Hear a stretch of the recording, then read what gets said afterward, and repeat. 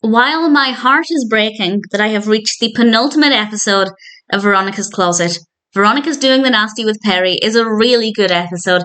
This is the 21st episode of the third season. It's directed by Sheldon Epps, and there will be spoilers as I discuss what happens in this episode. And there are two main parts of the narrative, one focusing on Josh, one focusing on Veronica and Perry. And the story with Josh actually involves Leo as well, because Josh is feeling a little bit jealous almost because Bree is playing basketball several nights a week and he misses him. He wants to spend more time with him. So he decides to learn to play basketball so that he can join in. Maybe not the smartest decision, as I do think that when you're in a relationship, it's generally healthiest to have separate activities, but nevertheless, this is what he chooses to do. And part of the episode is about Leo helping him. And the scenes where Josh is practicing are brilliant, but I loved the scenes where he's actually playing basketball. I was slightly worried that there'd be too much tension and that Bree would be really annoyed with Josh. And yes, that was definitely present, but at the same time, everything concluded in a way that was very sweet, and I really enjoyed that. We then have the story with Veronica and Perry. And this comes about because Veronica is trying to write her latest book, and she's writing about sexual escapades, and she hasn't got anything. She has no ideas. So she's sitting at home trying to write this, and she decides to invite Perry over because Perry has some stories to tell.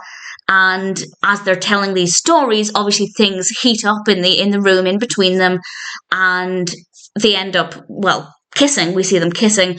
This comes about because they spill wine, and of course they're dabbing at the wine. There's physical contact between them. Veronica makes a heck of a mess, sweeping things off of the coffee table.